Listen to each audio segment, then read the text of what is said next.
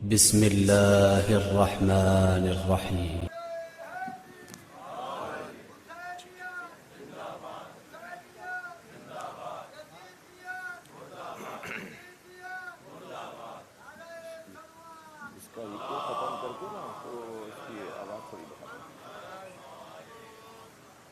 فاتحة. بسم الله الرحمن الرحيم. الحمد لله رب العالمين الرحمن الرحيم مالك يوم الدين. إياك نعبد وإياك نستعين اهدنا الصراط المستقيم صراط الذين أنعمت عليهم غير المغضوب عليهم ولا الضالين. صل على محمد وآل محمد. أعوذ بالله من الشيطان الرجيم. بسم الله الرحمن الرحيم.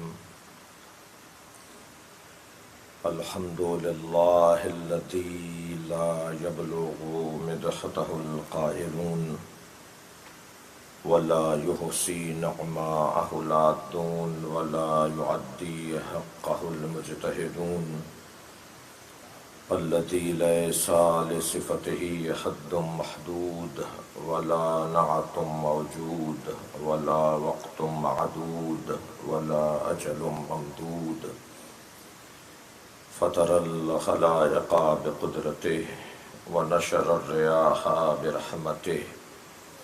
الصلاة والسلام على الرسول المسدد المصطفى الأمجد المحمود الأحمد سيدنا ومولانا ومولى الكونين جد الحسن والحسين عاني أبا القاسم محمد. اللهم صل على محمد وعلى محمد وآله الطيبين الطاهرين المعصومين الذين قال الله إنما يريد الله ليذهب عنكم الرجس أهل البيت ويطهركم تطهيرا.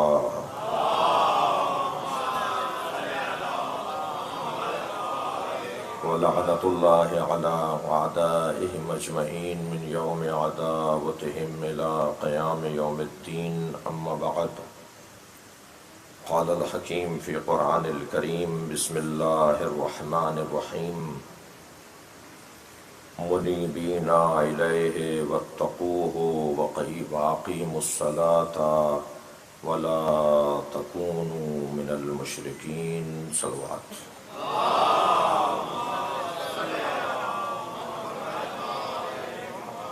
التماس ہے ایک سورہ فاتحہ، 3 مرتبہ سورہ اخلاص.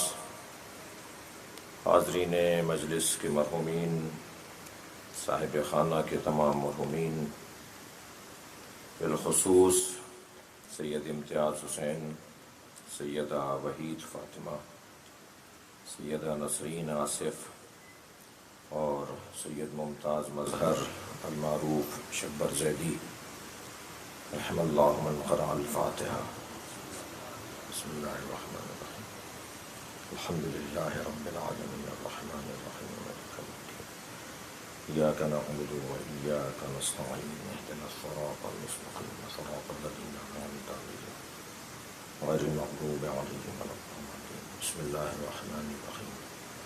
قل هو الله أحد الله الصمد لم يلد ولم يولد ولم يكن له كفوا أحد. بسم الله الرحمن الرحيم. قل هو الله أحد الله الصمد لم يلد ولم يولد ولم يكن له كفوا أحد. بسم الله الرحمن الرحيم. قل هو الله أحد الله الصمد لم يلد ولم يولد ولم يكن له كفوا أحد. اللهم صل على محمد وعلى محمد. مغفرت کے لیے صلوات پڑھیں. اللهم صل على محمد. سورہ مبارکہ روم کی 31ویں آیت آپ کے سامنے پڑھی گئی ہے. ایک مرتبہ پھر منیبین الیہ، اس کی طرف پلٹنے والے، واتقوہ، اس کا تقوی اختیار کرنے والے، واقیموا الصلاۃ، اور نماز کو قائم کرنے والے، ولا تکونوا من المشرکین، اور شرک اختیار نہ کرنے والوں کی بات ہو رہی ہے. قرآن مجید کی اس آیت میں اللہ نے انابہ، توبہ، منیب، پلٹنے والے، رخ کرنے والے، توجہ کرنے والوں کی طرف آغاز میں ہی ان کی عظمت کو بیان کیا ہے۔ منیبین الیہ، وہ لوگ جو اللہ کی طرف رجوع رکھتے ہیں، وہ لوگ جو اللہ کی طرف پلٹتے ہیں، ان کی عظمت بیان ہو رہی ہے جو مقام انابہ پر ہیں۔ استغفار کا کوئی تعلق گناہ سے نہیں ہے۔ یوں کہہ دوں کہ استغفار لازمہ یا نتیجہ گناہ نہیں ہے۔ جو لوگ استغفار کرنے والے ہوں، جو لوگ طلب مغفرت کرنے والے ہوں، لازم نہیں ہے کہ انہوں نے پہلے کوئی گناہ کیا ہوا ہو۔ میں دوسرے الفاظ میں یوں کہوں کہ استغفار اللہ سے رجوع کو کہا جاتا ہے۔ رجوع کرنے والا گناہگار بھی ہوتا ہے اور معصوم بھی ہوتا ہے۔ ضروری نہیں ہے کہ رجوع کرنے والا گناہگار ہی ہو۔ اس مجلس کے لیے اس مضمون کا انتخاب قصداً کیا گیا ہے، مشاورت سے کیا گیا ہے، اور امید ہے کہ میں اپنے معافی ضمیر کو اور اپنی سوچے ہوئے نکات کو بیان کرنے میں کامیاب رہوں گا۔ حسن ہے اس مجلس کا، اور خاص طور پہ مرحوم غفور شبر بھائی اکثر بتایا کرتے تھے جب یہ مجلس ہم نے نہیں پڑھی تھی اس وقت بھی، اور جب سے ہم نے یہ مجلس پڑھنا شروع کی ہے اس کے بعد سے بھی ہمیں اندازہ ہے اس بات کا کہ وہ یہ آبادی تمام مسالک، اسے ختم کر دیجیے، تار کو ادھر لگا دو، ٹھیک ہے، میرے ہاتھ میں اٹکے گا بس، ٹھیک ہے۔ ایک صلوات اور نبی کی ذات۔ مرحومین کی مغفرت کے لیے بلند تر صلوات پڑھیں۔ اللہم صل علی محمد۔ اس محلے میں، اس آبادی میں بسنے والے تمام سنی شیعہ مسلمانوں کی حاجات کی برابری کے لیے صلوات پڑھیں۔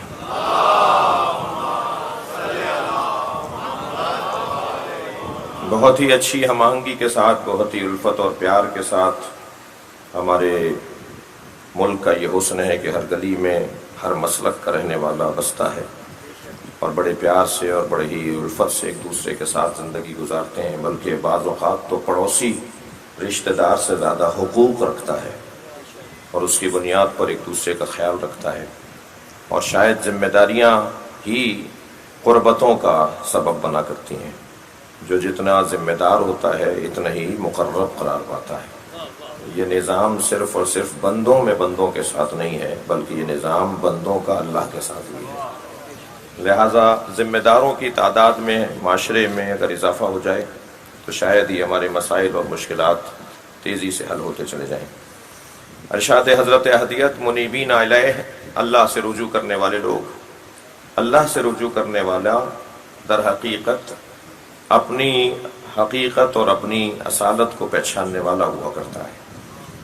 اللہ نے ہمیں خلق الانسان ضعیفا، کمزور خلق کیا ہے۔ جسے کمزور خلق کیا ہے یہی بھول جاتا ہے کہ اسے کمزور خلق کیا گیا تھا۔ جیسے ہی اس کے پاس شہرت آتی ہے، دولت آتی ہے، کرسی آتی ہے، جیسے ہی وسائل اس کے بڑھتے چلے جاتے ہیں، یہ بھول جاتا ہے کہ اسے کمزور خلق کیا گیا ہے۔ اور پھر جب یہ اپنی کمزوری کو بھول جاتا ہے تو اس کے بھولنے ہی کو تکبر کہا جاتا ہے۔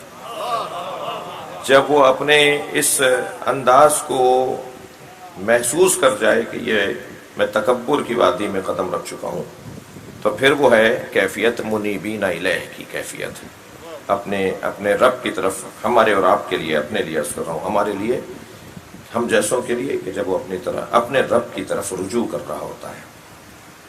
ذرا غور فرمائیں گے، اللہ نے سرکار دو جہاں سے جو استغفار کا مطالبہ کیا ہے نا، کہ مجھ سے استغفار کرو، فاستغفر ہو، جب نبی کو حکم دیا ہے کہ اپنے رب کا استغفار کرو، تو وہ اس وقت کہا ہے اذا جاء نصر اللہ والفتح، سورہ نصر بھی اسے کہتے ہیں، سورہ فتح بھی اسے کہتے ہیں، اذا جاء نصر اللہ والفتح ورأیت الناس يدخلون فی دین اللہ افواجا فسبح بحمد ربک واستغفرہ۔ اذا جاء نصر اللہ، دیکھنا جب آ جائے گی اللہ کی نصرت اور اس کی طرف سے فتح، تو تم دیکھو گے کہ لوگ فوج در فوج، گروہ در گروہ دین اسلام میں داخل ہوں گے۔ جب اللہ کی نصرت تمہیں حاصل ہو جائے گی تو لوگ فوج در فوج دین اسلام میں داخل ہوں گے، اس وقت فسبح بحمد ربک، اپنے رب کا حمد کے ذریعے سے تسبیح کرنا۔ تمہاری تسبیح حمدانہ ہونی چاہیے، حمد کے ذریعے اپنے رب کی تسبیح کرنا، واستغفرہ انہ کان توابا، اور اللہ کی بارگاہ میں استغفار کرنا۔ تو اگر کسی کو معصوم نبی کا استغفار سمجھ میں نہیں آ رہا تو اللہ کی توبہ کو کیسے سمجھیں گے؟ اس آیہ کریمہ میں تو اللہ توبہ کرنے والا شمار کیا جا رہا ہے، وہ کہہ رہا ہے کہ اللہ بھی بہت زیادہ توبہ کرنے والا ہے۔ تو توبہ کا مطلب محل بدلنے سے، موقع بدلنے سے بدل جائے گا۔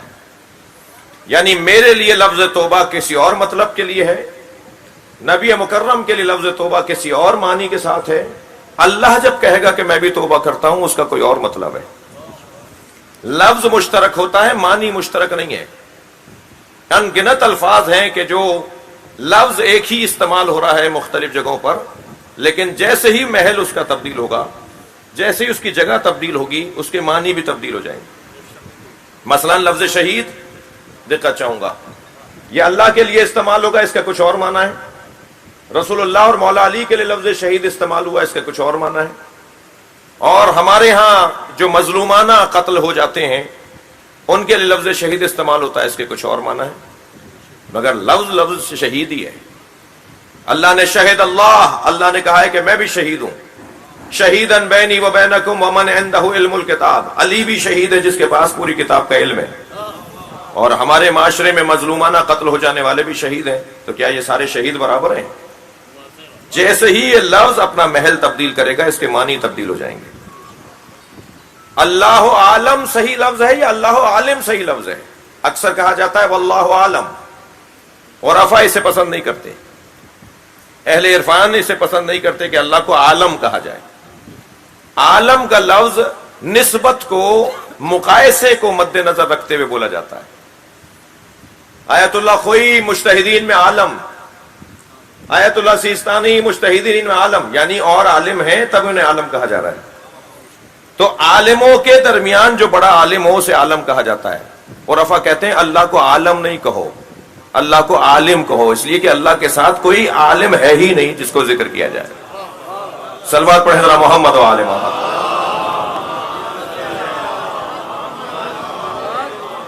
اب یہ لفظ عالم اللہ کے لیے استعمال ہوگا، یہ عالم ہمارے مولانا کے لیے بھی استعمال ہو رہا ہے، یہ عالم معصومین کے لیے بھی استعمال کیا جاتا ہے۔ تو کیا یہ لفظ ایک ہی جیسا ہے؟ جیسے جیسے محل بدل رہا ہے لفظ کے معنی تبدیل ہوتے چلے جا رہے ہیں۔ ان کا عالم ہونا، ان کا صاحب علم ہونا، ان کا ذی علم ہونا اس کی عطا ہے، اس کا ذاتی ہے۔ اللہ کے ہاں ذاتی ہے اس کا عالم ہونا، اور اللہ کے علاوہ جو ہستیاں ہیں، مقامات اور عظمت رکھنے والی، وہ سب اللہ کی طرف سے عطا کردہ علم کی حامل ہے۔ لیکن لفظ تو مشترک ہے۔ ایسے لفظ ولادت ائمہ کے لیے بھی استعمال ہوا ہے، لفظ ولادت آپ کے لیے بھی استعمال ہوا ہے، قرآن مجید میں حضرت عیسیٰ اور حضرت یحییٰ کے لیے بھی استعمال ہوا ہے لفظ ولادت۔ چلیں حدیث کے اوپر تو کوئی کچھ کہہ دے گا، لیکن قرآن کی آیت کو کہاں لے جائیں گے؟ قرآن کے اندر لفظ ولادت حضرت یحییٰ کے لیے بھی آیا ہے، حضرت عیسیٰ کے لیے بھی آیا ہے، اور دونوں کی ولادتیں، دونوں کی آمدیں ولادتوں کی طرح نہیں ہیں۔ جی وہ بغیر باپ کے آئے ہیں، یعنی ان کی والد گرامی نہیں ہے، ان کی ولادت 6 مہینے میں ہوئی ہے، اور ان کی ولادت کے احوال، دونوں کی ولادتوں کے احوال مختلف۔ السلام علیہ یوم ولدت حضرت یحییٰ اور حضرت عیسیٰ کے لیے استعمال ہو رہا ہے، سلام ہو میرے روز ولادت پر۔ لفظ ولادت قرآن میں نبی کے لیے آیا ہے، معصوم کے لیے آیا ہے، آپ کے لیے بھی استعمال ہوتا ہے۔ مولا حسین کے لیے بھی مولود کعبہ ہم مولا علی کو کہتے ہیں، تو کیا لفظ ایک جیسا ہے، معنی بھی ایک جیسے ہیں؟ بڑی طویل بحث ہو سکتی ہے، میں ایک جملے میں اپنے بچوں کے لیے جملہ کہہ کر آگے بڑھ جاؤں.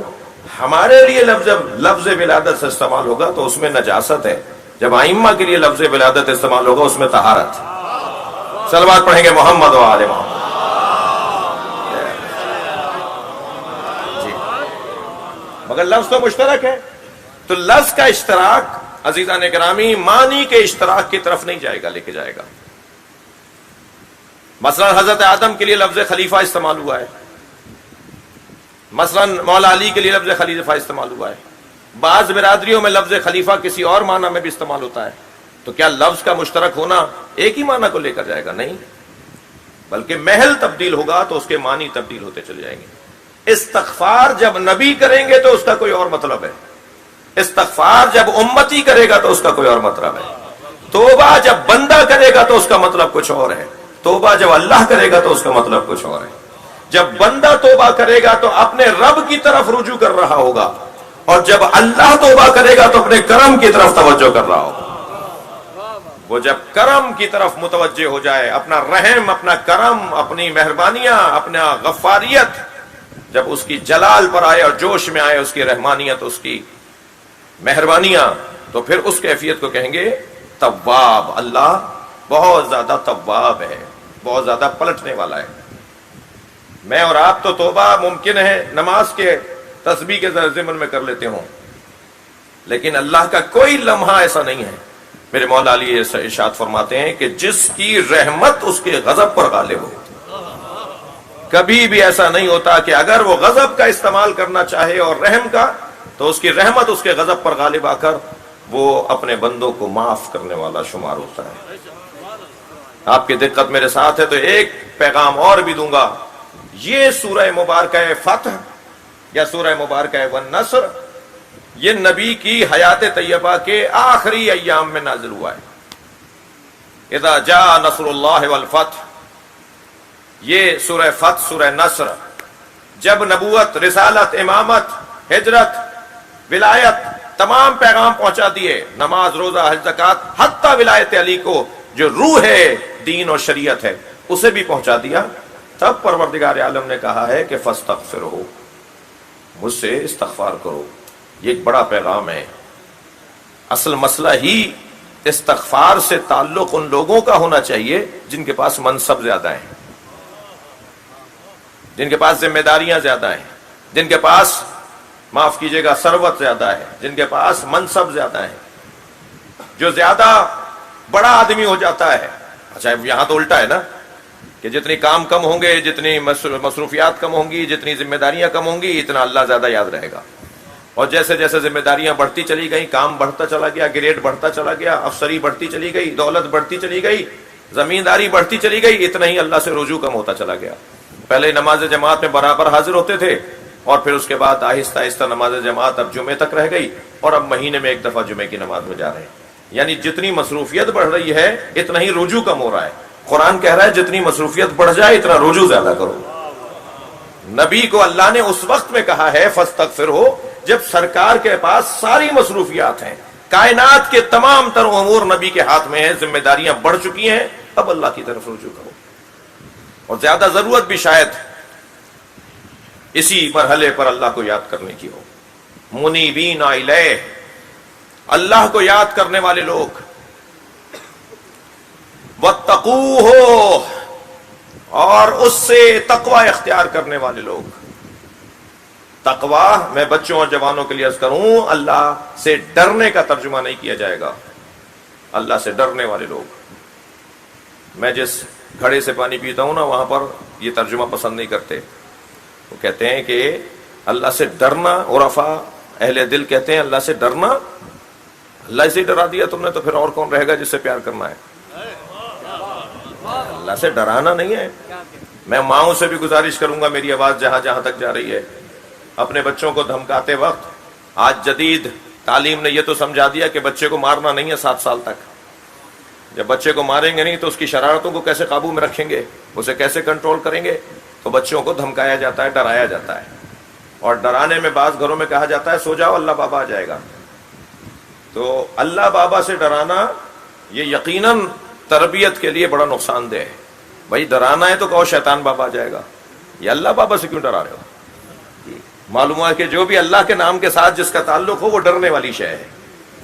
تو کچھ میرے خلق و خو اور میرے قبیلے کے لوگوں نے بھی کچھ اس انداز سے اپنے رویے رکھے ہیں کہ جو اللہ بابا لوگ ہیں، صلوات پڑھ لیں ذرا محمد و آل محمد، اللہم صلی علی محمد و آل محمد.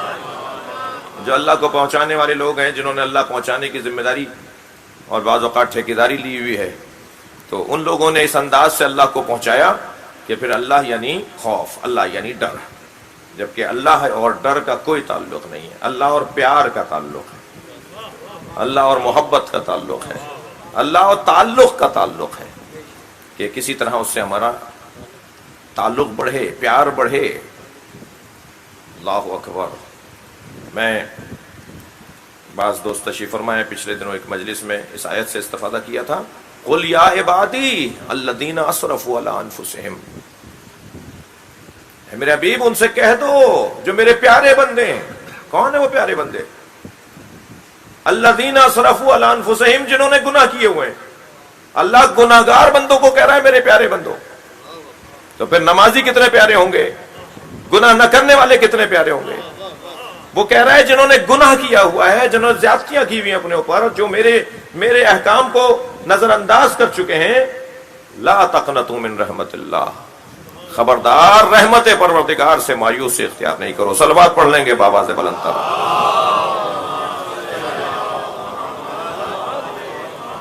اللہ چاہتا ہے کہ لوگ مجھ سے پیار کریں، لوگ مجھ سے محبت کریں، لوگ میرے قریب آئیں. اللہ سے بھاگنا نہیں ہے، ڈرنا نہیں ہے. منیبین الیہ واتقوہ.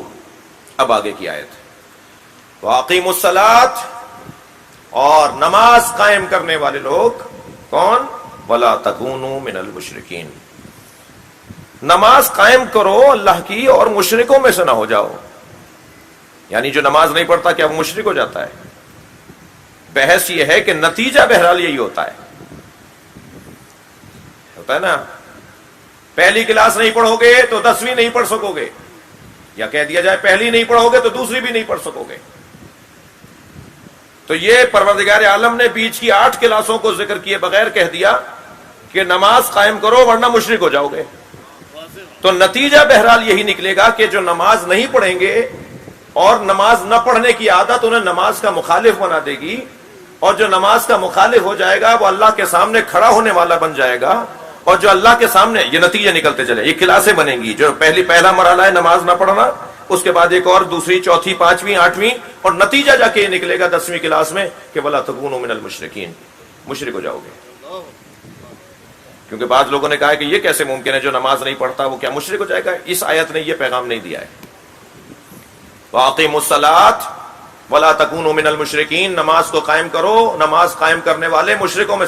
تو نماز قائم نہ کرنا اور مشرک ہو جانا، اس کا آپس میں فوری کا ربط نہیں ہے، فوری ربط نہیں ہے.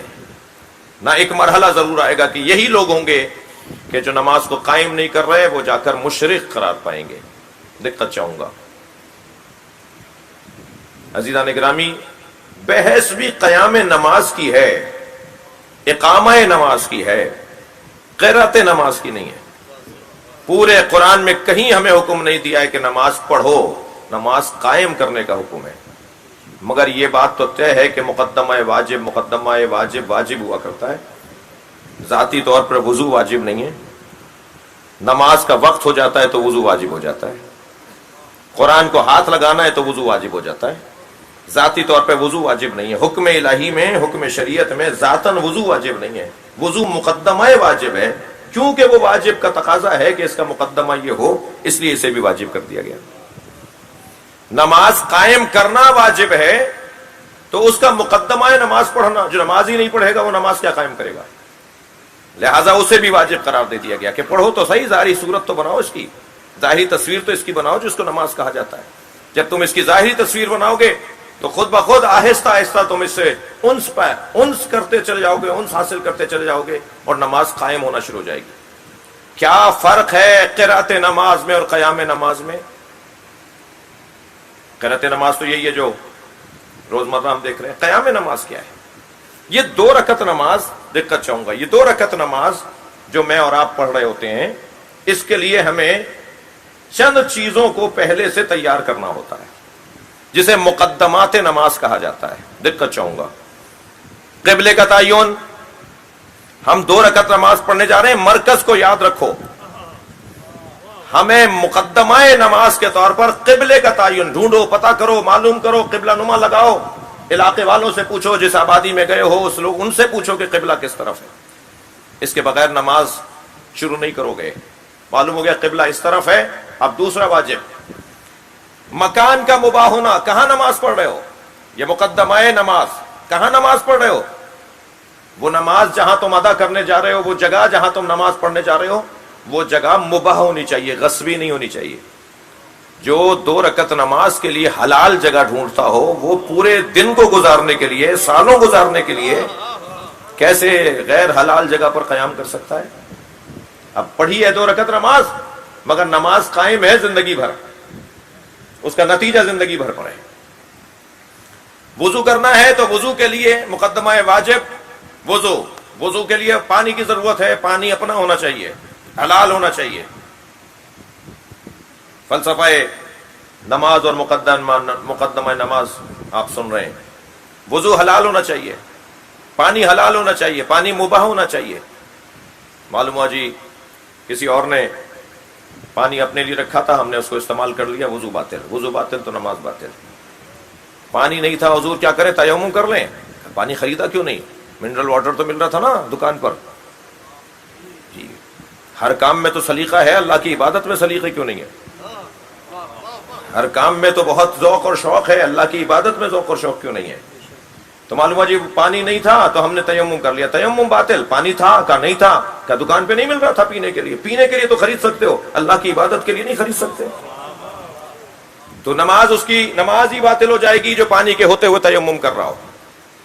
یہ جو پانی ہے، یہ وضو جو ہم کر رہے ہیں، اس میں کوئی اور ہمارے ساتھ شریک نہ ہو، کوئی لوٹا لے کے کھڑا نہ ہو جائے، کوئی برما چلانے والا نہ ہو.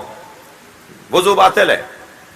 یعنی اگر کوئی اور مدد کر رہا ہو وضو کرنے میں تو وضو باطل نہیں. وہ لوٹا بھی ایک ہاتھ سے خود پکڑو، خود ہی وضو کرو، کسی کو شریک قرار نہ دو اللہ کی اس عبادت کے اندر. اگر نماز میں اٹھ بیٹھ نہیں سکتے ہو تو پھر جتنی تمہاری حد اور سکت ہے اتنا کام کرو، کسی اور سے مدد نہیں لو. مقدمہ واجب، اس کے بعد ایک مرتبہ نماز شروع ہوئی. عزیزو، فلسفہ نماز کی طرف آپ کی توجہ اور اپنی توجہ چاہوں گا. نماز واحد عبادت ہے جو تمثیل عمل معصوم ہے. معصوم نے جو کر کے دکھایا ہے، معصوم نے جو عمل کر کے دکھایا ہے، اسے نماز کہا جاتا ہے. فلو کما رأیتمونی اصلی، نماز ایسے پڑھو جیسے ہم پڑھ رہے ہیں. تو میں یہ کہہ سکتا ہوں کہ جب ہم نماز پڑھ رہے ہوتے ہیں تو اتنی دیر تک ادائے معصوم کا اظہار کر رہے ہوتے ہیں، معصوم کی اداؤں کا اظہار. ایسے نماز پڑھو جیسے میں نماز پڑھ رہا ہوں. اور کیسے نماز پڑھیں؟ یہ حدیث کس کی ہے؟ سرکار دو جہاں کی. ایسے نماز پڑھو جیسے میں نماز پڑھ رہا ہوں. تو سرکار نے کیسے نماز پڑھی؟ بحث کہیں پیچیدہ نہ ہو جائے، میں ان تمام پیچیدہ بحثوں سے گریز کرتے ہوئے صرف اتنا کہہ دوں کہ چوتھے دور حکومت میں جب مولا کائنات نے پہلی مرتبہ رسمی نماز پڑھائی تو نماز کے فوراً بعد اصحاب آپس میں کہہ رہے تھے لقد ذکرنی صلاۃ محمد، آج علی نے ہمیں محمد کی نماز یاد کروا دی. صلوات پڑھیں گے محمد و آل محمد.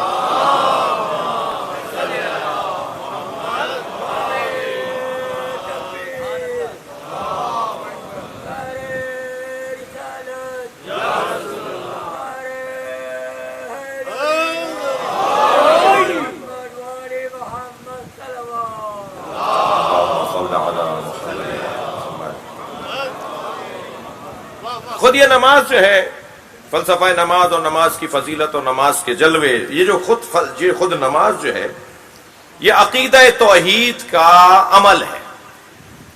نہیں ہو سکتا کہ عقیدہ نہ ہو اور عمل ہو جائے. بغیر عقیدے کے عمل ممکن نہیں ہے. اور عمل نتیجہ ہے عقیدے کا. اس وقت آپ بھی جو مجلس میں بیٹھے ہیں، عقیدہ امامت کا نتیجہ ہے مجلس اعزا میں شرکت. کوئی عمل ایسا نہیں ہے جس کے پیچھے کوئی عقیدہ نہ ہو. نماز عقیدہ توحید کا جلوہ ہے، اور اسے جو مومن کی معراج قرار دیا گیا ہے کہ نماز مومن کی معراج ہے، اس کا سبب بھی یہ ہے کہ یہ معراج پر نبی کو تحفہ دیا گیا تھا.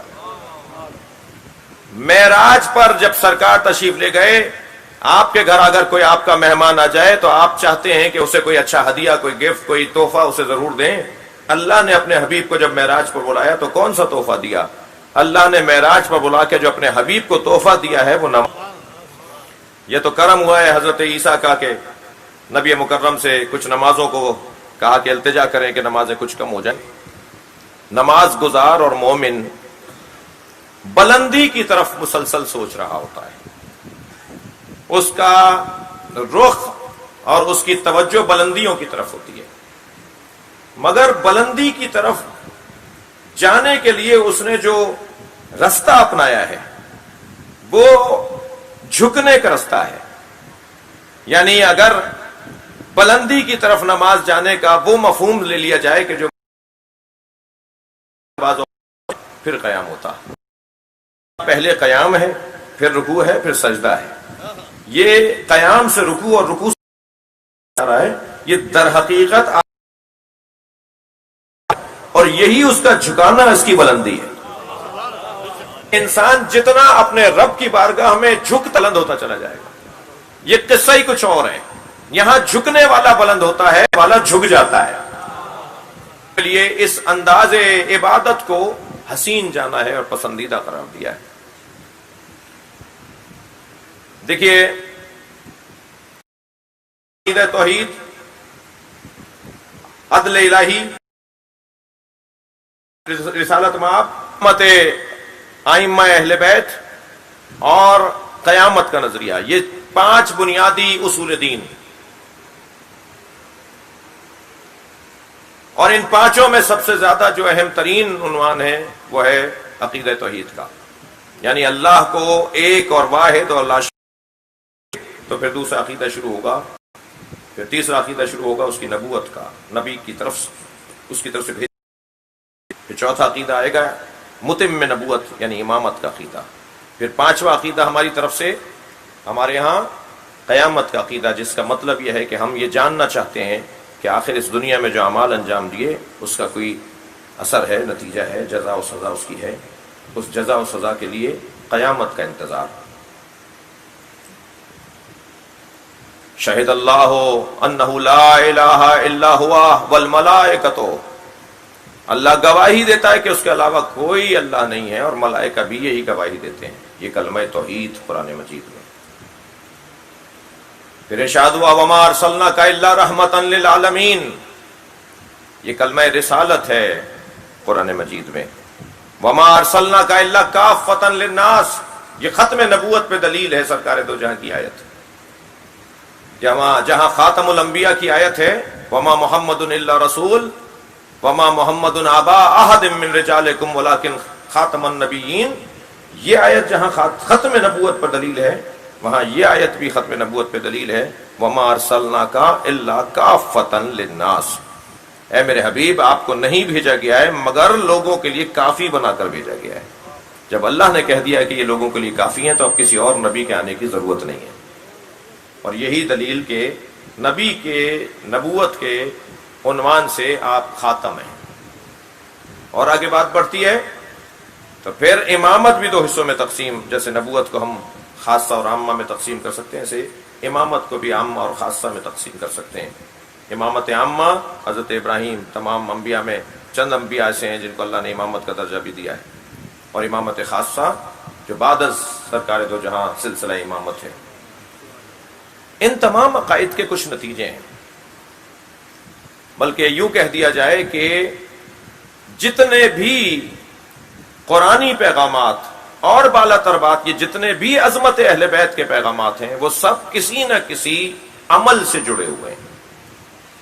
مثلا اگر مولا علی کی ولایت کا ہم قرآن سے کوئی پیغام لیتے ہیں اور فضیلت کی کوئی آیت سمجھتے ہیں تو اللہ نے علی کو ولی قرار دیا ہے حالت رکوع میں زکوٰۃ دینے کے موقع پر، اس کو جوڑ دیا علی کے عمل کے ساتھ۔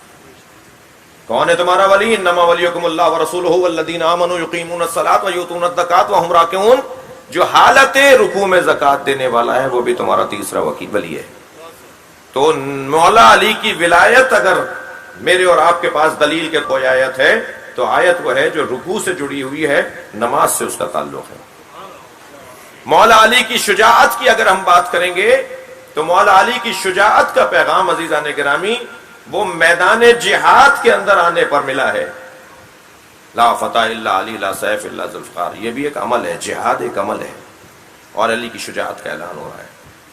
اور اگر سخاوت اہل بیت کی بات ہو رہی ہے، وَيُطْعِمُونَ الطَّعَامَ عَلَىٰ حُبِّهِ مِسْكِينًا يَتِيمًا وَأَسِيرًا، اگر سخاوت اہل بیت کی بات ہے تو وہ بھی روزوں کے ساتھ جوڑ دیا گیا ہے۔ اہل بیت نے روزے رکھے تھے تو ان کی سخاوت کا عنوان آیا ہے۔ تمام تر کمالات، اچھا خود ولایت کا اعلان من کنت مولا فہذا علی، خود ولایت کا اعلان من کنت مولا فہذا علی مولا۔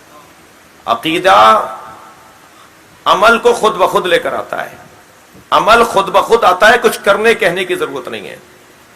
یہ بٹن آپ نے دبایا، یہ روشنی جل گئی، یہ پنکھا چل گیا، عقیدہ خود بخود آمادہ کرتا ہے۔ نہیں ہو سکتا کوئی کہے کہ وہ جو کہہ رہا ہے نا کہ مجھے کسی عمل کی ضرورت نہیں، اس کا عقیدہ بھی کمزور ہے۔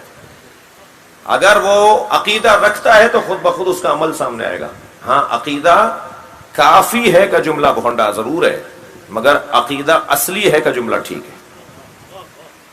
عقیدہ اصلی ہے، اولویت عقیدے کو دی جائے گی، ورنہ عمل انجام دینے والے ممکن ہے کچھ لوگ ایسے ہمارے سامنے ہوں کہ جو عمل بہت اچھا انجام دے رہے ہوں مگر ان کا عقیدہ بھی اچھا نہ ہو، کیسے طے کریں گے؟ یہ نیتوں کا معاملہ۔ عزیزان گرامی، پروردگار عالم نے ان عبادات کے ساتھ ہمیں جوڑا ہے، اس کی وحدانیت کا ثبوت۔ کیوں 3 موقعوں پر نماز پڑھنی ہے؟ اقم الصلاۃ لدلوک الشمس الی غسق اللیل وقرآن الفجر انا قرآن الفجر کان مشہودا، سورہ اسراء۔ نماز 3 وقتوں میں پڑھو۔ اللہ نے قرآن مجید میں 3 اوقات میں نماز کا تعلق ہمارے ساتھ جوڑ دیا۔ نمازیں 5 ہیں، کوئی 2 باتیں نہیں ہیں، مگر قرآن میں 5 نمازوں کے لیے 3 اوقات کا ذکر کیا گیا ہے۔ صلوات پڑھیں ذرا محمد و آل محمد۔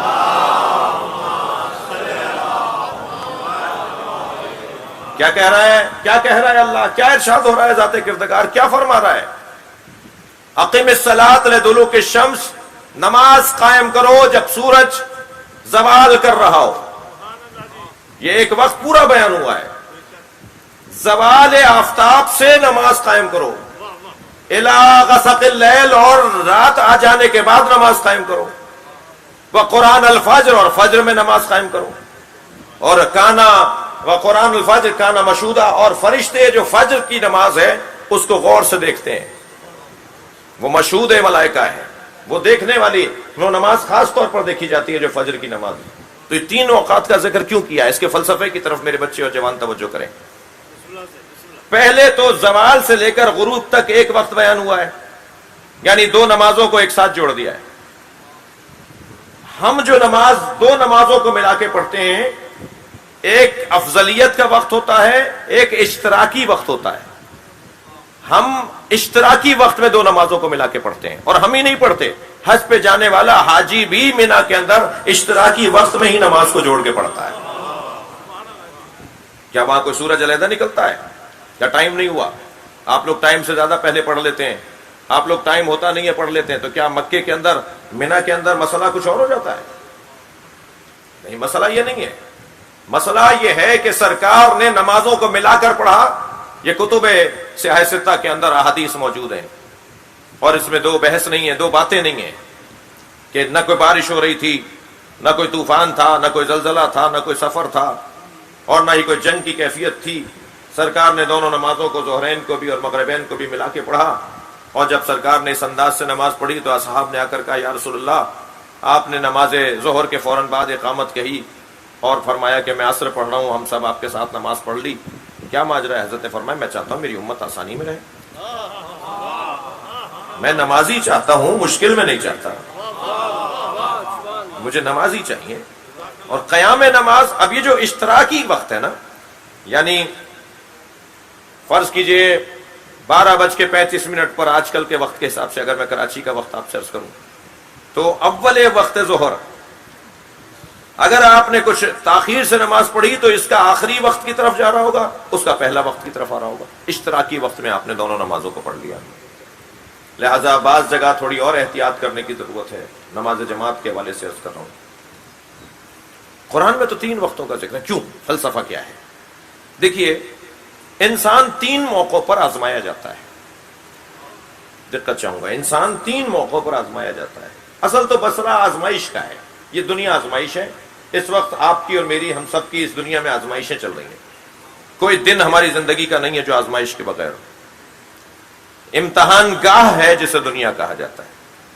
کبھی روڈ پہ چلتے ہیں تو دوسرے روڈ پہ چلنے والوں کے حقوق کا امتحان ہو رہا ہوتا ہے، گھر میں آتے ہیں تو متعلقین سے متعلق حقوق کا امتحان ہو رہا ہوتا ہے، آفس میں جاتے ہیں تو ماتحتوں کے بارے میں حقوق جو ہیں ان کا امتحان، مافوقوں کے بارے میں جو حقوق ہیں ان کا امتحان۔ کوئی ایک لمحہ ہے جو امتحان کے بغیر ہو؟ اور اللہ کا انداز اور اللہ کا نظام دیکھیے کہ اگر مثلا 2 ارب مسلمان ہیں یا 2 ارب انسان ہے، مثال میں گنتی ہے، فرضی کہہ رہا ہوں، تو ہر ایک کا پیپر علیحدہ ہے، اوپن بک ٹیسٹ ہے۔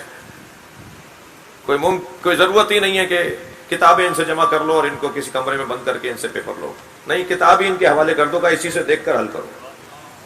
ہم نے ایک وزیر تعلیم سے کہا تھا جی اس طرف لے کے جائیے پاکستان کے تعلیم کے نظام کو، یہ چیٹنگ اور یہ کرپشن اور یہ سارے مسائل سب حل ہو جائیں گے۔ اسی طالب علم کو کتاب پکڑا دیجئے، اور یہ بعض ممالک میں قابل عمل ہو رہا ہے اس کے اوپر، اس طالب علم کو اسی کی کتاب پکڑا دیجئے، کہا کہ بیٹا یہ کتاب ہے جس نے ہم نے تیاری کی ہے اور یہ پیپر ہے تمہارا، حل کر کے دکھاؤ۔ یہ جو آج جدید نظام تعلیم کا شوق رکھنے والے یہ بات کر رہے ہیں، اللہ کا تو نظام ہی یہ ہے، کسی کو کسی سے چھپ کر امتحان نہیں دینا ہے، سب کو سب کے سامنے امتحان دینا ہے۔ اپنی کتاب زندگی کھولو اور میرا پیپر حل کرو۔ صلوات پڑھیں محمد و آل محمد۔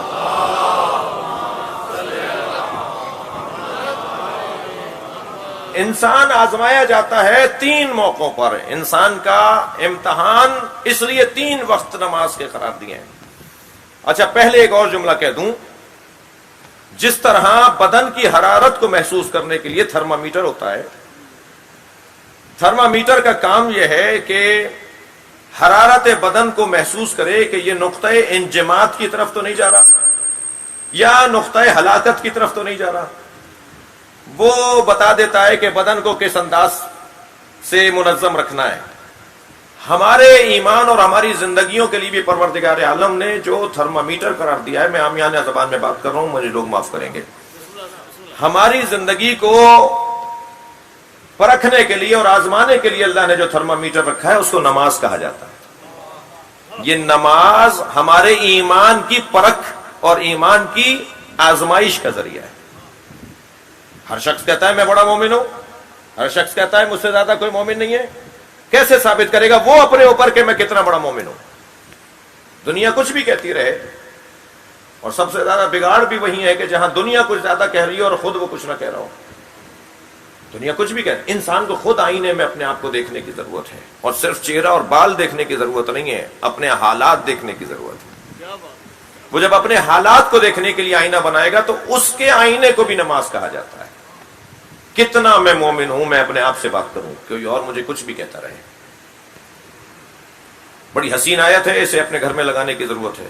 یا ایھا الذین آمنوا علیکم انفسکم، اے صاحبان ایمان تم پر تمہیں واجب کیا گیا ہے۔ ہم نے اپنے اوپر سب کو واجب کر لیا ہے، عمومی بات کر رہا ہوں، آپ خفا نہ ہوئیے گا، لیکن اپنے بارے میں کتنا غور کرتے ہیں یہ سب انسان ہر ایک اپنے بارے میں خود طے کریں گے۔ ہمیں اپنے اوپر، اب ہماری ایمان کی آزمائش کا ایک ذریعہ نماز 3 اوقات میں، کیوں؟ اس لیے کہ انسان کو آزمانے کے 3 ہی موقع ہیں، ایک راحت، ایک خواہش و شہوت، ایک فرصت۔ انتہائی راحت میں انسان ایمان سے ہاتھ اٹھاتا ہے، دقت ہے آپ کی، جب کمال راحت ہو انسان کو آرام، چین، سکون کی کیفیت میں ہو تو یہ اپنے ایمان سے ہاتھ دھو بیٹھتا ہے۔ انتہائی خوشیاں، انتہائی نعمتیں، مولا علی نہج البلاغہ میں فرماتے ہیں یا اللہ تو نعمتوں پہ نعمت اضافہ کرتا جا رہا ہے، اور اے اہل ایمان جان لو نعمتیں بڑھیں تو عذاب الہی کی تیاری بھی کرو۔ یہ کیوں؟ یہ سہولت بھی، وہ گریڈ بھی، وہ افسری بھی، وہ مقام بھی، وہ عظمت بھی، وہ کامیابی بھی، وہ بڑا مرحلہ ہم نے سر کر لیا، یہاں کامیابی، اس میدان میں کامیابی، جیسے جیسے نعمتیں بڑھتی جا رہی ہیں ایسے ایسے مولا علی فرما رہے ہیں عذاب الہی کے لیے تیار ہو جاؤ، کیونکہ یہ نعمتیں ہمارے لیے مشکل بنائیں گی اگر اسے قابو نہیں کر پائے، اس کو کنٹرول میں نہیں رکھ پائے۔ راحت، چین، سکون، آرام، لہذا کہا اللہ اکبر قرآن الفجر، فجر کی نماز سب سے افضل نماز جو تھی نا وہ سب سے چھوٹی رکھی اللہ نے۔ جب اٹھوا ہی دیا تھا تو 4 رکعت پڑھوا لیتا، لیکن بستر سے اٹھوا کے کہا 2 رکعت پڑھ لو بس۔ مسئلہ تمہاری 2 رکعتوں اور 4 رکعتوں کا نہیں ہے، آرام ترک کرنے کا ہے۔ ہماری خاطر آرام ترک کر کے دکھاؤ۔ نعرہ تکبیر، نعرہ رسالت، نعرہ حیدری۔ آرام اور راحت کے حوالے سے بھی جو مشکل نماز تھی وہ فجر کی نماز، وہ بھی 2 رکعت، اور سب سے مہنگی نماز جو ہے وہ حج کی نماز۔ 15-12 لاکھ، 5 لاکھ تو بہت ہی معمولی، کم سے کم 5 لاکھ، ورنہ 15-20 لاکھ کا بھی حج ہے۔ سب سے مہنگی نماز، اتنی دور بلا لیا تو 2 رکعت ہی نماز ہے حج کے اندر بس۔ طواف خانہ کعبہ کرنے کے بعد مقام ابراہیم پہ 2 رکعت نماز پڑھ لیجئے۔ 4 رکعت پڑھواتا، 18 رکعت پڑھواتا۔ یہ 40 رکعت یا 40 دن کی نمازیں جو ہمارے بعض دوستوں کا خیال ہے، وہ اگر ہے بھی تو وہ مستحب ہے، حج کا حصہ نہیں ہے۔ کوئی اگر حج نہ کر کے آئے تو اس کا حج باطل نہیں ہے، لیکن یہ 2 رکعت نماز نہیں پڑھے گا تو حج باطل ہے۔ تو اصل میں اللہ کو ہماری کیفیات قلبی چاہیے، اللہ کو رکعتیں نہیں چاہیے۔ ایک جملہ جعفری صاحب کے یہاں میں کہہ چکا ہوں، تکرار کر رہا ہوں، اللہ کے ہاں تولا جاتا ہے، گنا نہیں جاتا۔ وہ وزن دیکھتا ہے، گنتیاں نہیں دیکھتا۔ لہذا سرکار دو جہاں دوسرے اور ما سلف انبیاء کرام کی نسبت سرکار کے زمانے کے لوگوں کی عمریں بھی کم ہیں، قد بھی چھوٹے ہیں۔ نبی سے پہلے والے امتیوں کے، نبی سے پہلے والے نبیوں کے قد بھی دراز تھے اور لمبی عمریں تھیں۔ 2500 سال حضرت موسیٰ کی عمر ہے، 250 سال نہیں، 2500 سال، 900 سال تو صرف کشتی بنائی ہے۔ اتنی لمبی عمروں والے لوگ، اتنے لمبے قدوں والے لوگ۔ ہمارے نبی کے زمانے میں 63 سال کی زندگی نبی مکرم ظاہری زندگی گزار کے تشریف لے گئے۔ 80 سال، 90 سال، 100 سال، بس اس سے زیادہ بڑا وہ نایاب وجود ہوتا ہے کہ جو 100 سال سے زیادہ کا ہوتا ہے۔ لوگ اسے دیکھنے جا رہے ہوتے ہیں، ذرا دیکھ کے تو آؤ، یہ 105 سال کے ہیں جی، اور وہاں 105 سال اور 100 سال اور 150 سال تو کوئی عمر ہی نہیں تھی۔ کیوں؟ ہمارے زمانے کے لوگوں کے لیے، یعنی نبی کی امتیوں کے لیے اللہ نے عمر کم کیوں کر دی، قد چھوٹے کیوں کر دیے؟ توجہ چاہوں گا، اس لیے کہ یہاں معیار مطلوب ہے، تعداد مطلوب نہیں ہے۔ وہ جو 1000 مہینوں میں کام کرتے تم شب قدر میں کر سکتے ہو۔ خیر من الف شہر، صلوات پڑھے ذرا محمد و آلہ۔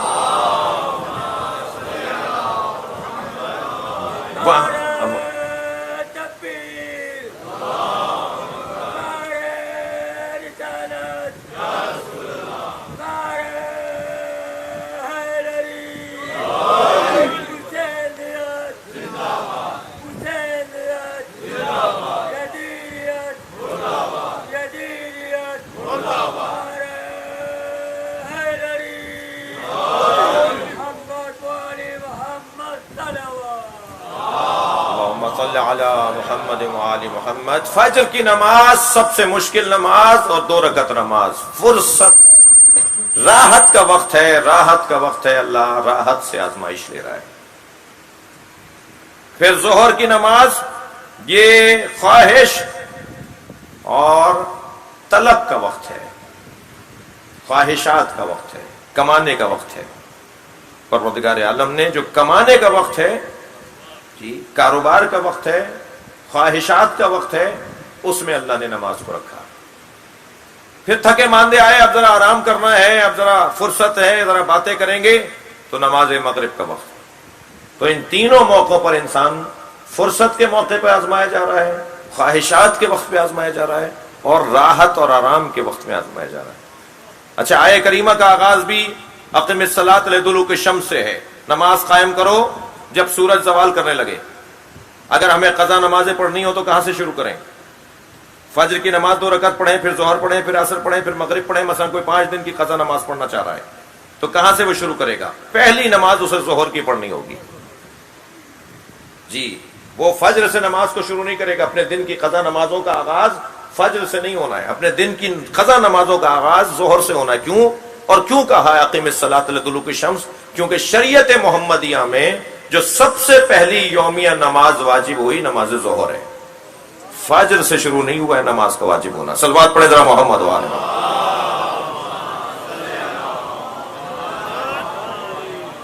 یہ آزمائشوں کے لیے پروردگار عالم نے مسلسل امتحان, اور اس میں حسن یہ ہے کہ ہمیں ایک ایسی عبادت, الصلاۃ قرۃ عینی, میرے مولا علی فرماتے ہیں, میرے مولا صادق فرماتے ہیں, ائمہ اہل بیت فرماتے ہیں, نماز ہماری آنکھوں کی ٹھنڈک ہے.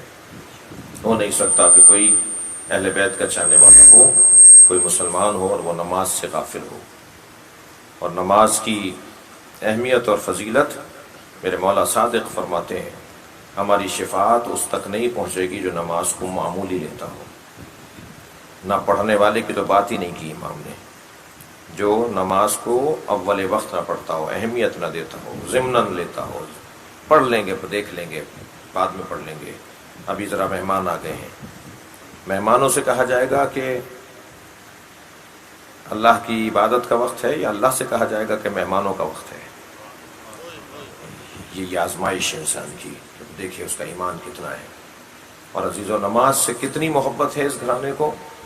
چھوٹے بچے جو ظاہری طور پر بالغ بھی نہیں ہیں, کم سن ہیں, جب انہیں شہید کیا جا رہا ہے تو ان کی آخری آرزو یہ ہے, ہمیں 2 رکعت نماز پڑھنے دو.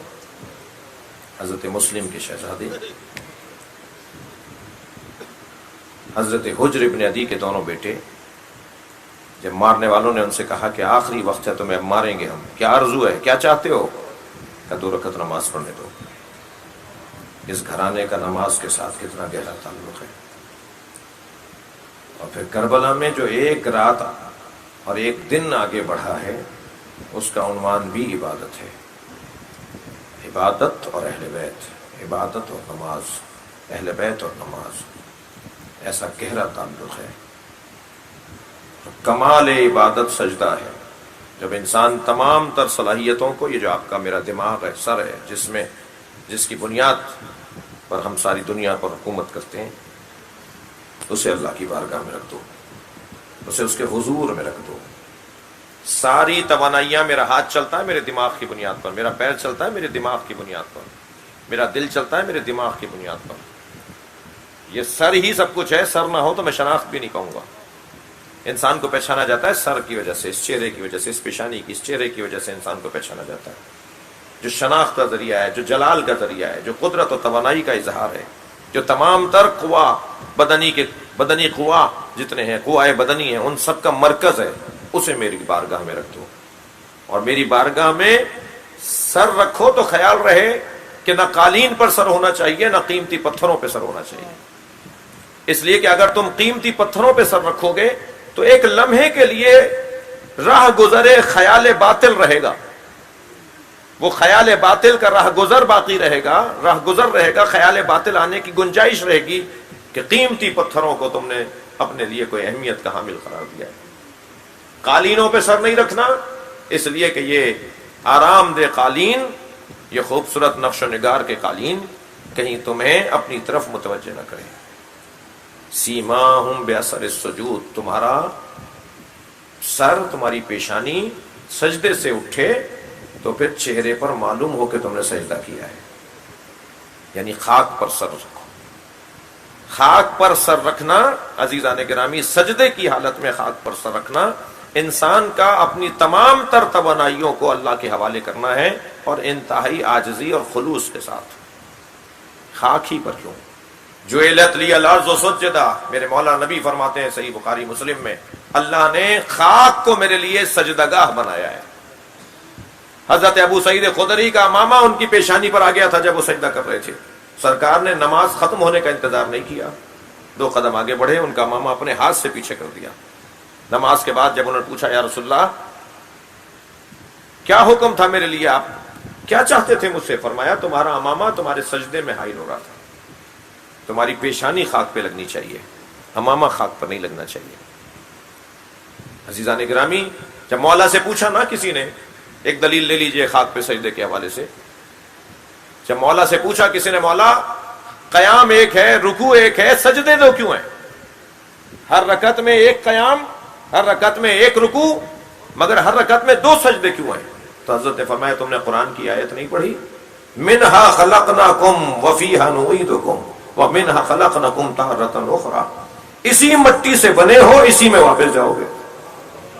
تو یہ 2 سجدے ہماری ولادت کا پتہ بتاتے ہیں اور ہماری موت کی یاد دلاتے ہیں۔ تم پہلے سجدے میں یاد کرو گے مٹی سے بنے ہو، دوسرے سجدے میں یاد کرو گے مٹی میں واپس جاؤ گے۔ اور جب آغاز تمہارا مٹی ہے، انجام تمہارا مٹی ہے، تو زندگی میں تم نے مٹی سے دوری کیوں اختیار کی، خاکساری سے دوری کیوں اختیار کی؟ یہ تصور تو تبھی آئے گا نا جب میں خاک پہ سر رکھوں گا کہ منہا خلقناکم، میں خاک پہ سر رکھوں گا تبھی تصور آئے گا نا کہ فیہا نعیدکم، اسی میں واپس جاؤں گا۔ تو خاک پر سجدے کا جہاں کلامی بحث اور مباحثہ ہے کہ وہ ایسے کرتے ہیں اور وہ ویسے کرتے ہیں، وہاں عبادت الہیہ میں انتہائے خلوص کو سجدہ کہا جاتا ہے، اور سجدے میں انتہائے خلوص کو خاک پر سجدہ کہا جاتا ہے۔ خاک پر سجدہ عزیزان گرامی معراج مومن ہے، اور خاک بھی اگر خاک کربلا ہو جائے، یوں تو ہر پاک خاک کے اوپر سجدہ جائز ہے، اور سجدہ کرنا ہی اس خاک پر ہے جو پاک ہو اور خاک ہو، لیکن اگر خاک کربلا کیا ہو جائے، ایک صاحب 2-3 دفعہ وزیر رہے ہیں اور شیعہ ہیں، وہ مجھ سے کہنے لگے کہ کربلا سے پہلے خاک کہاں تھی جس کے اوپر سجدہ ہوتا تھا، نبی کیسے کرتے تھے؟ نبی بھی خاک پہ سجدہ کرتے تھے۔ کربلا کے بعد مولا معصوم امام نے، امام صادق نے کیونکہ فرما دیا زیارت وارثہ کے اندر، طابت الارض التی فیہا دفنتم، وہ ارض طیب و طاہر ہے جس میں آپ دفن ہوئے ہیں۔ تو اگر معصوم یہ کہہ دیں کہ وہ خاک طیب و طاہر ہے، تو پھر خاک تو ہمیں چاہیے، تو وہ خاک کیوں نہ لیں کہ جو معصوم کی زبان میں طیب و طاہر ہے؟ تو اس خاک کو ہم اپنے لیے سجدگاہ بناتے ہیں، اس لیے نہیں کہ کوئی ہمیں کربلا کی پرستش کرنی ہے، یا کربلا کو ہم سجدہ کر رہے ہیں، یا امام حسین کو ہم سجدہ کر رہے ہیں۔ امام حسین کو سجدہ نہیں ہو رہا، اس خاک پر سر رکھ کر سجدہ ہو رہا ہے جس خاک پر سر رکھ کے حسین نے سجدہ کیا۔ میں ایک اور دلیل دے کے جاؤں گا، اگر کوئی یہ کہے کہ جب آپ خاک کربلا پہ سر رکھ کے سجدہ کریں گے تو آپ کو حسین کی یاد آئے گی، اللہ کی یاد نہیں آئے گی، تو میں ان کے لیے ایک جملہ کہتا جاؤں، اتنی مہنگی اور اتنی مشکل عبادت جو مقام ابراہیم پہ 2 رکعت نماز پڑھی جاتی ہے، وہ کیوں مقام ابراہیم پر، کیوں باب عمرہ پر نہیں پڑھ لیتے، کیوں باب فہد پر نہیں پڑھ لیتے؟ طواف کرنے کے بعد واجب ہے سنی شیعہ کے لیے، سارے مسالک کے لیے، کہ مقام ابراہیم پر آ کے نماز پڑھو۔ ہم باب عمرہ پہ پڑھ لیتے ہیں، باب فہد پہ جا کے پڑھ لیتے ہیں، باب عبدالعزیز پہ جا کے پڑھ لیتے ہیں، ہم یہ مقام ابراہیم پر کیوں پڑھیں؟ اور یہ کیسے ممکن ہے کہ میرے اور کعبے کے درمیان مقام ابراہیم ہو، اور نیت بھی کروں میں کہ 2 رکعت نماز پڑھتا ہوں مقام ابراہیم پر، یعنی 2 رکعت نماز کی نیت ہی مقام ابراہیم کی ہو، حضرت ابراہیم کا نام لے کر میرا سجدہ کرو، تو ابراہیم کی یاد میں تو اللہ کا سجدہ اتنا قیمتی ہو، اور جو فخر ابراہیم ہو وہ حسین ابن علی، جن کی قربانی حضرت ابراہیم کی قربانی سے بڑی اللہ نے قرار دی ہے قرآن مجید کے اندر۔ سورہ مبارکہ صف میں وَفَدَيْنَاهُ بِذِبْحٍ عَظِيمٍ سلام علی ابراہیم ان هَذَا لَهُوَ الْبَلَاءُ الْمُبِينُ، یہ ابراہیم کی سب سے بڑی آزمائش تھی، اور ابراہیم پر سلام ہو، اور ہم نے ابراہیم کی قربانی کو ایک بڑی قربانی پر مؤخر کر دیا۔ لہذا حضرت ابراہیم کی بڑی قربانی اپنی اولاد کی قربانی تھی، تو اس سے بڑی قربانی کیا ہوگی؟ ایک اولاد کی قربانی ابراہیم نے دی، کوئی اور بھی ایک اولاد کی قربانی دے تو کیا بڑی قربانی ہوئی؟ بڑی قربانی تو یہ ہے کہ وہاں ایک اسماعیل ذبح ہو، یہاں 58 اسماعیل ذبح ہو، یہاں 18 اولاد علی ذبح ہو، 58 بنی ابو طالب ذبح ہو، اور حسین ابن علی اپنے دونوں ہاتھوں پر اپنے بچے کا لاشا اٹھا کر کہیں اللہم انا تقبل منا، یا اللہ اسے ہم سے قبول کر لے، اس قربانی کو ہم سے قبول کر لے۔ یہ ذبح عظیم حسین ابن علی کی قربانیوں کو اور خود مولا حسین کی قربانی کو اللہ نے قرار دیا ہے۔ تو خاک کربلا پہ سر رکھنے سے نماز کی خضوع خشوع اور نماز کے فلسفے کی طرف انسان راغب ہوگا۔ نماز پڑھیں تو پھر ایسی نماز پڑھیں جیسے حسین نے پڑھی ہے۔ میں اپنے حساب سے، انہوں نے اپنے مقام کے، ان کے مقام جیسی نماز تو ہم نہیں پڑھ سکتے، مگر ہم اپنے حساب سے اپنی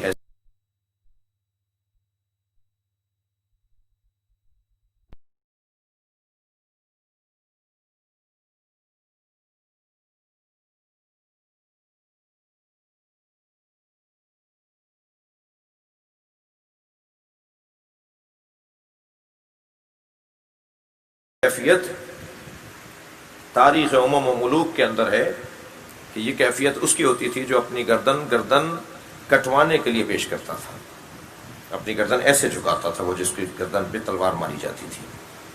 تو اللہ کی بارگاہ میں 5 نمازوں کی صورت میں اور 17 رکعتوں کی صورت میں تم 17 مرتبہ اپنی گردن کو اس کی بارگاہ میں پیش کرو کہ یا اللہ ہم تیری بارگاہ میں گردن دینے کو تیار ہیں۔ نماز ایک وقت میں، روزہ بھی ہے۔ نماز اسی وقت میں کیوں کہا ہے ان قبلت قبل ما سوا، ان ردت رد ما سوا؟ نماز قبول تو ساری عبادتیں قبول، نماز رد تو ساری عبادتیں رد، کیونکہ 2 رکعت نماز تمام فروعات دین کا خلاصہ ہے۔ اس میں روزہ بھی ہے، اس میں حج کا فلسفہ بھی ہے۔ کیوں ایاک نعبد بولتے ہیں جبکہ ہم تو اکیلے پڑھ رہے ہوتے ہیں؟ کیوں اہدنا الصراط المستقیم کہتے ہیں جبکہ ہم تو اکیلے پڑھ رہے ہوتے ہیں جب فرادہ نماز پڑھتے ہیں؟ اللہ وہ اجتماعیت جو حج کا فلسفہ ہے۔ روزے کی حالت میں بھی ہم نماز میں رہتے ہیں، اس لیے کہ کچھ کھانا پینا حرام ہے روزے کی حالت میں، نماز کی حالت میں کھانا پینا حرام ہے۔ زکوٰۃ کی ادائیگی بھی ہے، یہاں خمس کی ادائیگی بھی ہے۔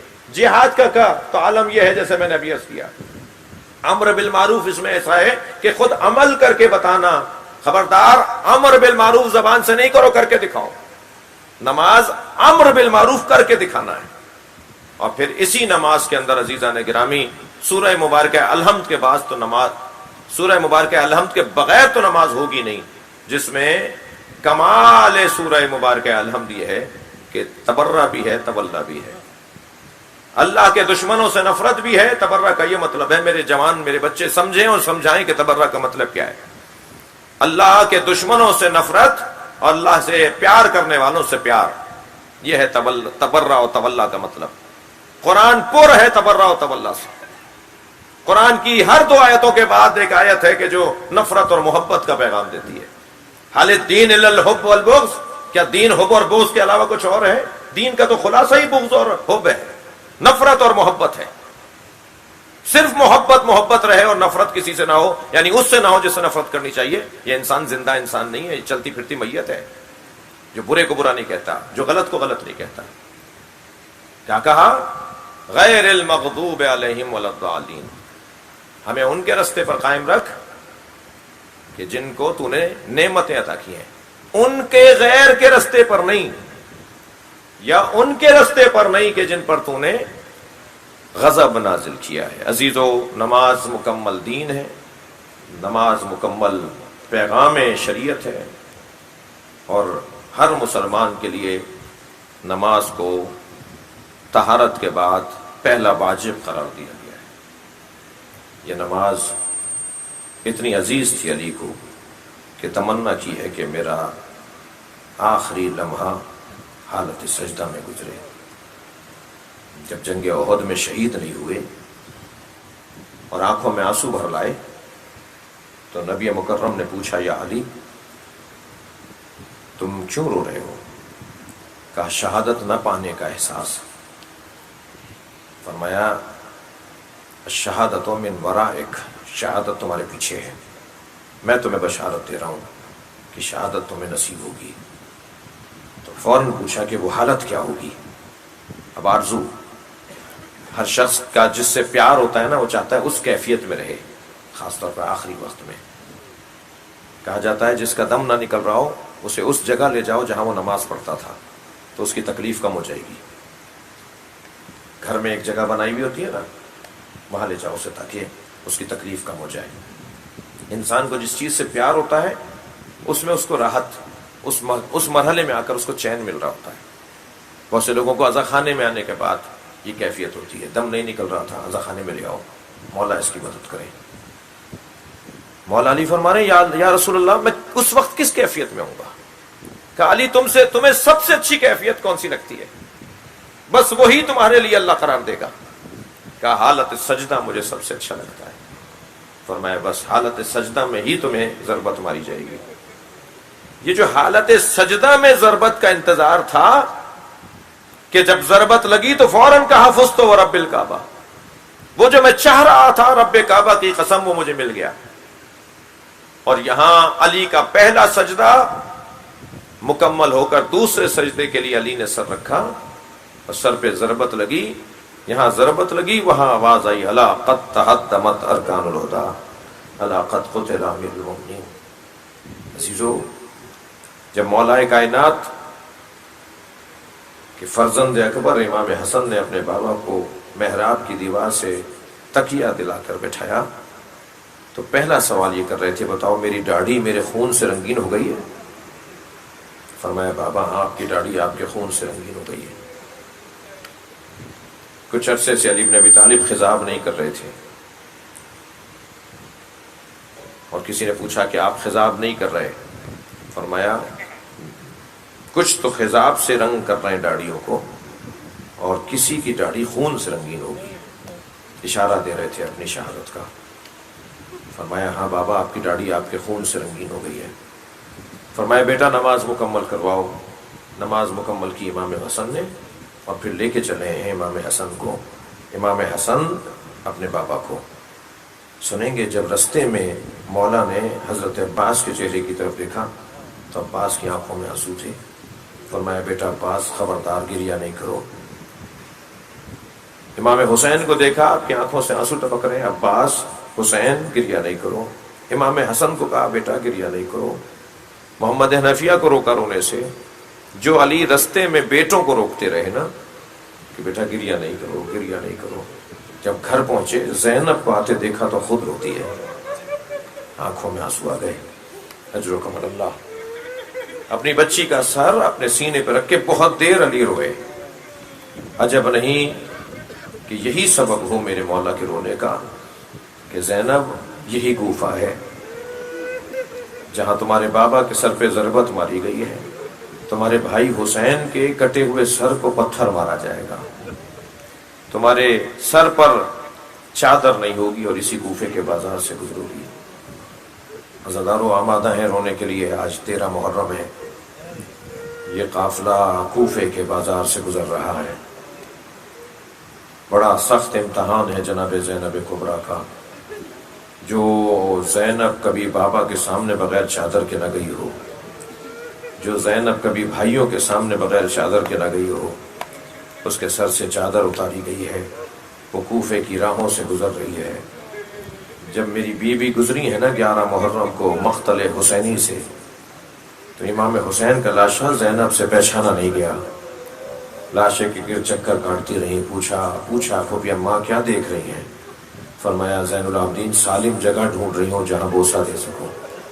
امام حسین کے بدن پہ عزادارو جناب زینب کو کوئی جگہ سالم نظر نہ آئی تو کٹی ہوئی رگوں کا بوسہ دیا اور مدینے کی طرف رخ کر کے کہا صلی اللہ علیہ یا رسول اللہ ملیک السماء وہذا حسین مرمل بالدماء مقتول مقطع الاعضاء مسلوب الامامۃ والرداء۔ نانا یہ آپ کا حسین ہے جس کا امامہ اتار لیا؟ نانا یہ آپ کا حسین ہے جس کے اعضاء کو مقطع کر دیا؟ نانا یہ آپ کا حسین ہے جس کی ردا اتار کر لے گئے؟ نانا آپ کی بیٹیاں سبایا، آپ کی بیٹیوں کو اسیر بنا لیا گیا ہے، آپ کے بیٹوں کو کربلا میں مار دیا گیا ہے۔ وہ وقت بڑا سخت تھا، اور اس سے زیادہ وہ وقت سخت تھا کہ جب لاشا ایسے ہی چھوڑ دیا گیا اور بیویوں کو مقتل سے اٹھا کر اونٹوں پر بٹھا کر بے کجاوا اونٹوں پر بٹھا کے لے جایا جا رہا تھا۔ اس وقت ایک بیٹی بابا کا لاشا چھوڑ نہیں رہی تھی، تو ایک ظالم آگے بڑھا، اس کا ہاتھ بلند ہونے لگا، مجھ سے بیان نہیں ہو پائے گا، صرف اشاروں میں عرض کروں گا، اور جناب زینب نے آواز دے کر کہا تھا سکینہ بابا کا لاشا چھوڑ دو، مصلحت اسی میں ہے، حکم معصوم یہی ہے، مشیت الہی یہی ہے کہ اس لاشے کو چھوڑ کر چلے جاؤ۔ کہ پھوپھی اماں آپ چلی جائیے، مجھے بابا کے پاس رہنے دیجیے۔ تو اپنی بھتیجی کو، اپنی بچی کو پرسہ دیتے ہوئے، حوصلہ دیتے ہوئے، سمجھانے اور تسلی دیتے ہوئے کہا اے سکینہ تم اکیلی رہ کے کیا کرو گی؟ کہا پھوپھی اماں ایک دن میرے بابا مجھے بتا رہے تھے کہ جب ابو ذر کا انتقال ہوا تو ابو ذر کی بیٹی ان کے ساتھ تھی، کوئی نہیں تھا جو ابو ذر کا جنازہ دفناتا، ان کی بیٹی ایک رستے پہ جا کے بیٹھ گئی تھی، اصحاب رسول کا ایک قافلہ گزرا تھا، اس نے ان سے التجا کی تھی کہ نبی کا صحابی بے گور و کفن ہے، اسے دفنا دو، تو صحابیوں نے آ کر نبی کے صحابی کو دفنایا تھا۔ پھوپھی اماں میں بھی رستے پہ جا کے بیٹھ جاؤں گی اور آواز دوں گی کہ نبی کا نواسہ مارا گیا ہے، نبی کے نواسے کو کفن دے دو، دفنا دو، کوئی تو آئے گا جو نبی کے نواسے کو غسل و کفن دے کے دفنا دے گا۔ عزادارو بڑا سخت مرحلہ ہے، جب بیوی چاہ رہی تھی کہ اپنے بابا کے بدن کے قریب رہیں تو ایک شخص قریب آیا، اس نے ہاتھ اٹھایا اور اس طرح ہاتھ اٹھایا کہ سکینہ بابا کے لاشے مڑ مڑ کر دیکھتی رہی، پھوپھی ہاتھ، اے سکینہ چلو یہ قافلہ کوفے جائے گا۔ مڑ مڑ کر حرم حسین کے لاشے کو دیکھتے رہے اور کربلا کو چھوڑ کر چلے گئے، اور جب کوفے میں داخل ہوئے ہیں تو ایک بڑی تعداد کو عزیزوں کوفے میں اور شام میں پتہ نہیں تھا کہ ہوا کیا ہے، بہت بڑی تعداد تھی جو نہیں پتا تھا، خاص طور پر شام والوں کو تو بالکل نہیں پتا تھا کہ کس کو لے کر آئے ہیں۔ ایک ظالم کہتا ہے کہ میں اپنے مسافر خانے میں اللہ اکبر ٹھہرا ہوا تھا کہ مجھے یہ پتا تھا کہ قاتلوں اور باغیوں کو لایا جا رہا ہے، مگر مجھے یہ نہیں پتا تھا کہ یہ باغی کون ہے۔ تو جب ڈھول بجنے لگے، جب تاشے پیٹے جانے لگے، جب شادیانے بجائے جانے لگے تو میں نے نیچے اترا اور میں نے وہ جو آگے آگے زنجیروں میں ایک قیدی چل رہا تھا اس پر ہاتھ اٹھایا، تو اس نے میرا نام لے کر مجھے کہا اے ابن ربیع تم تو شام کے رہنے والے نہیں ہو۔ کہتا ہے مجھے گھبراہٹ ہونے لگی، یہ کون ہے جو میرے نام سے مجھے پہچانتا ہے؟ کہتا ہے میں نے جب ان سے پوچھا تم کون ہو تو انہوں نے قرآن کی آیتیں میرے مولا نے پڑھنا شروع کی۔ وہ کہتا ہے انہوں نے قرآن کی آیتیں پڑھنا شروع کی کہ تم نے قرآن میں یہ آیت پڑھی ہے قُلْ لَا أَسْأَلُكُمْ عَلَيْهِ أَجْرًا إِلَّا الْمَوَدَّةَ فِي الْقُرْبَى، نبی کی رسالت کے عوض اہل بیت سے مودت مانگی گئی ہے۔ کہنے لگا ہاں یہ آل رسول کے لیے آیت ہے۔ امام نے آیت ولایت پڑھی، سورہ دہر پڑھی، میرے مولا نے آیت تطہیر پڑھی۔ جب مولا نے آیت تطہیر پڑھی نا، کہنے لگا یہ آیتیں آپ کیوں سنا رہے ہیں، اس کا تعلق تو آل نبی سے ہے۔ امام نے فرمایا جس پر تو نے ابھی ہاتھ اٹھایا ہے وہ میں ہی تو زین العابدین آل رسول ہوں۔ کہ آپ کے بابا حسین کہاں ہیں؟ کہ وہ نیزے کی انی پہ جو کٹا ہوا سر قرآن پڑھ رہا ہے وہ میرے بابا حسین کا سر ہے۔ اجرکم اللہ، اجرکم اللہ، خدا کسی غم میں نہ رلائے سوائے غم اہل بیت میں، رونے رلانے والوں میں ہمیں قرار دے۔ ایک دو منزلیں اور لے لیجئے، آنکھوں میں آنسو آ گئے ہیں، مجلس کا مال ہے، مجلس کا حاصل ہے گریا۔ ایک خاتون نے دیکھا کہ ایک بچہ جناب زینب سے کہہ رہا ہے اے پھوپھی زینب مجھے بھوک لگ رہی ہے۔ تو وہ خاتون جان گئی کہ یہ اسیر بھوکے ہیں، تو اپنی کنیز کو بلا کر کہا کہ کھجوریں لے جاؤ صدقے کی، اور وہ بانٹتے ہوئے کہنے لگی صدقے کی کھجوریں ہیں۔ اکثر بچوں نے یہ سن کر کے صدقہ ہے ہاتھ نہیں لگایا، سمجھداریاں قربان ہو آل رسول پر، مگر ایک بچے نے ایک دانہ اٹھایا تو دور سے آواز آئی بی بی زینب کی الصدقۃ علینا حرام، صدقہ ہم پہ حرام ہے۔ جیسے ہی اس نے یہ سنا کھجور واپس رکھ دی، بھوکا بچہ ہے مگر کھجور واپس رکھ دی۔ تو وہ بی بی جو کھڑی دیکھ رہی تھی، اس کی کنیز کھجوریں صدقے کی کھجوریں بانٹ رہی تھی، وہ قریب آئی جناب زینب کے اور کہنے لگی بی بی ابھی تم نے اس بچے سے کہا کہ صدقۃ علینا حرام، صدقہ ہم پہ حرام ہے تو صدقہ تو آل رسول پہ حرام ہے. کہا تم آل رسول کو پہچانتی ہو؟ کہنے لگی کہ میں رئیس خاندان کی خاتون ہوں. میرا بابا کچھ مدت کے لیے میری خواہش پر جناب زہرا کی کنیزی کے لیے مجھے مدینے لے گیا تھا. میں کچھ مدت جناب زہرا کی کنیز رہی ہوں، اعزازی کنیز رہی ہوں، خدمت کے لیے گئی تھی. اور میں آل رسول کو، نبی کی ذات، نبی کی بیٹی کو، نبی کے نواسوں کو، نواسیوں کو جانتی ہوں.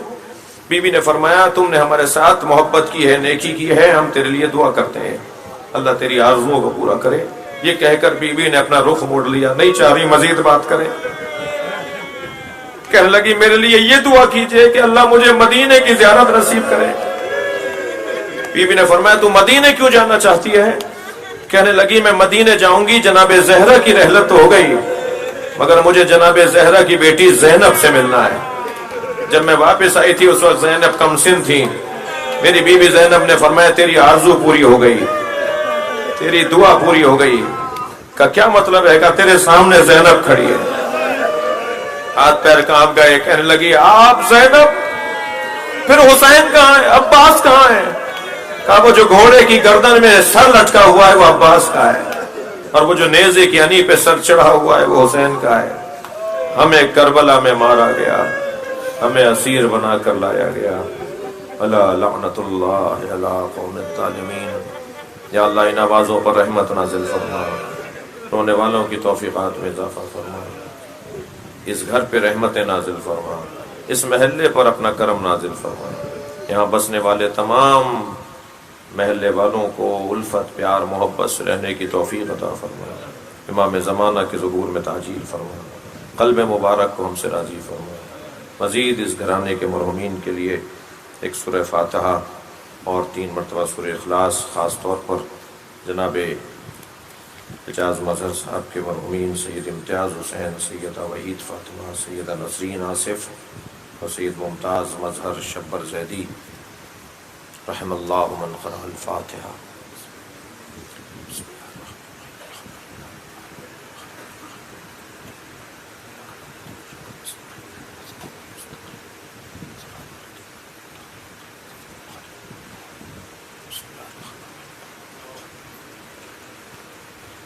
بسم اللہ الرحمن الرحیم. اللہم صل علی محمد یا حسین یا حسین.